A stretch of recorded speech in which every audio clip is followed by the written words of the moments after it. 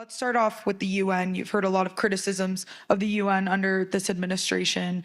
To what extent do institutions like the UN strengthen or constrain U.S. power? And are there times where it's appropriate for the U.S. to bypass the rules imposed by the UN to preserve its own superpower status? I'll start with you, Ambassador Bolton. Well, there are certainly times when we could use the UN effectively, but I think at the present moment, the key political decision-making bodies of the UN are hopelessly broken. The Security Council, the General Assembly, the Human Rights Council are utterly useless. That wasn't always the case, but it is the case now. There are other parts of the UN system, and part of its problem, it's so vast and spread out, that do good work. Many of the specialized and technical agencies, which are utterly unknown in the American public, when they stick to their knitting, don't get involved in politics, limit themselves to their functions, can be useful.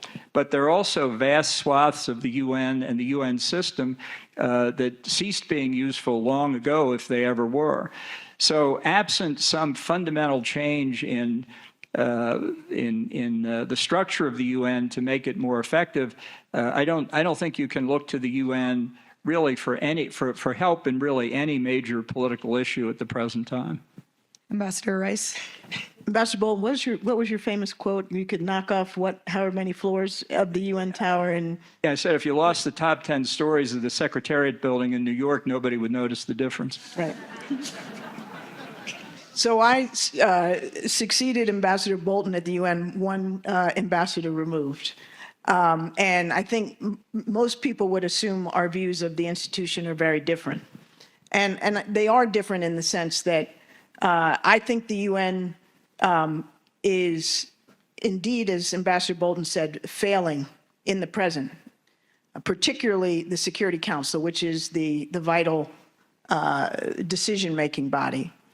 But I also agree that the specialized agencies, the UNHCR that deals with refugees, the World Food Program, many of the operational agencies of the United Nations do incredibly important and valuable work. But let's be clear about why the Security Council is broken. It's broken primarily, well, some would say for at least two reasons, but I want to emphasize the first one. The main reason why the Security Council is broken is because Russia and China and the United States, France, and the UK and France to a lesser degree, cannot agree at this point on anything. And because they each wield veto power, the institution is stuck, whether it's on the Middle East or Ukraine or any other issue of geopolitical significance, or almost any other issue. The other reason some would argue that the Security Council is dysfunctional is because they would say it doesn't adequately represent the interests of the rest of the world, particularly the developing world. And I think there's some validity to that. The challenge for the United States as a veto-wielding member is, do we want to exacerbate the problem that I just described with the key powers with veto-wielding authority, can't get along, can't agree, by bringing in others who might add to that chaos. So the UN is in a bad place right now, but where we might differ, and I don't want to speak for Ambassador Bolton, is my view is the UN is a mess, but we would be worse off without it. And the challenge is how to reform it and revamp it rather than to kill it.